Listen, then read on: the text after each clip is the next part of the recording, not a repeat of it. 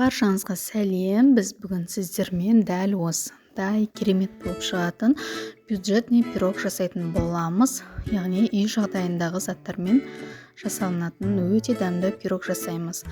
Ал ендеше кеттік. Біз ең алдымен табағымызға құрғақ ингредиенттерімізді араластырып аламыз. Яғни ең бірінші ұнымызды ситадан өткізіп салатын боламыз. Оның үстіне какаоны да өткізіп салатын боламыз. Мен керек заттың барлығын описанияға жазып қоятын боламын, өлшеп грамдармен, сол бойынша жасайтын боласыздар. Бұның үстіне разрыхителімізді, ванилинімізді салып аламыз. Және де шым-шым тұз саламыз. Көп қажет емес, кішкене шым-шым болса жетеді.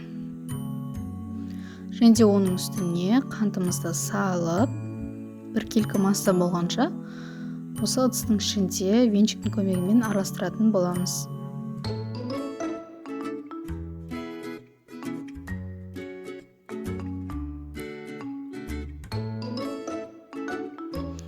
Міне осындай біркелкі масса шығу керек.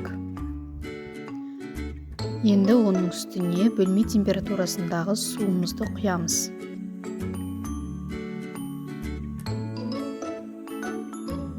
Суымыздың үстіне сұйық майымызды құятын боламыз.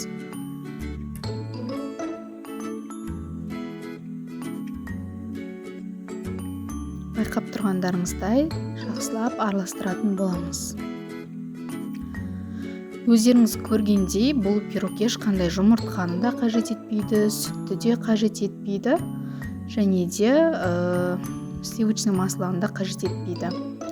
Ал енді осы пісіретін ыдысымызды дайындап аламыз. Менде пергамент жоқ болғандықтан сұйық маймен майладым. Және де үстіне осы массамызды құйып, бір-екі сілкіп жібереміз. Ол біркелкі масса болу үшін.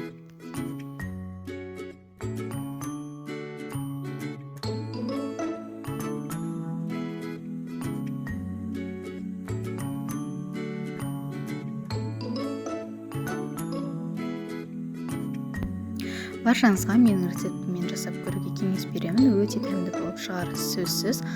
Ал енді қазақша контентті дамытып, менің каналыма лайк басып, комментария жазып, тіркеліп кетіңіздер. Алда тағы да көп рецепттер болады.